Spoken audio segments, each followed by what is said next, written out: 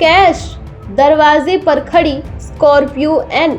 लेकिन शादी के ठीक 14 महीने बाद एक बाप को अपनी बेटी की सिर्फ लाश मिली, क्योंकि उन भूखे भेड़ियों को अब फॉर्च्यूनर चाहिए थी।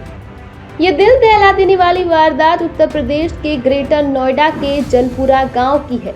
24 साल की दीपिका की शादी 11 दिसंबर 2024 को ऋतिक नाम के लड़के से हुई थी।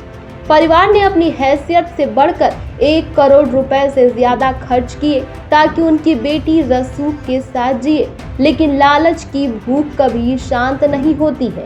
शादी के कुछ महीने ही बीते थे कि पति ऋतिक, ससुर मनोज और सास का असली चेहरा सामने आ गया।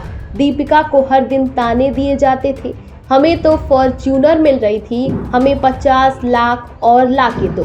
दीपिका फोन पर रोती थी, कहती थी कि पापा ये मारते हैं, मेरे पास पैसे नहीं हैं, मैं कहां से ले आऊं।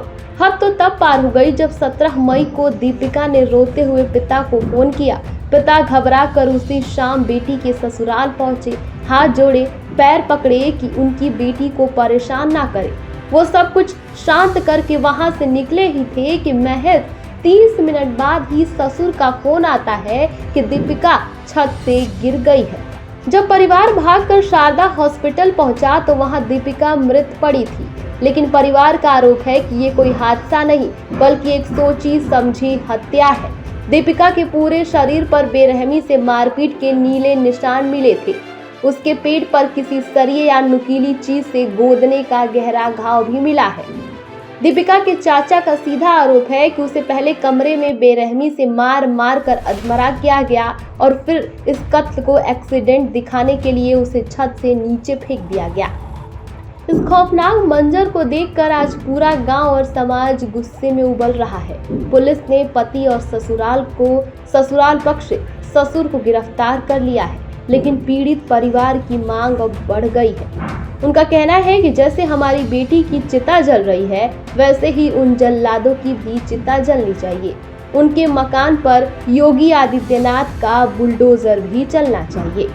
हम शादियों में करोड़ों रुपए खर्च करके बड़ी गाड़ियां तो दे देते हैं, लेकिन उन पैसों से हम अपनी बेटियों की सुरक्षा नहीं खरीद पाते। उस झूठी अमीरी पर थूकता है ये समाज, जहां बहुएं खुशियां नहीं बल्कि सिर्फ दहेज बटोरने का जरिया बन गई है। दीपिका के हत्यारों को क्या सजा मिलनी चाहिए, अपनी राय कमेंट में जरूर बताएं और इस वीडियो को इतना शेयर करें कि ये आवाज प्रशासन तक पहुंचे और पीड़िता को न्याय मिल पाए।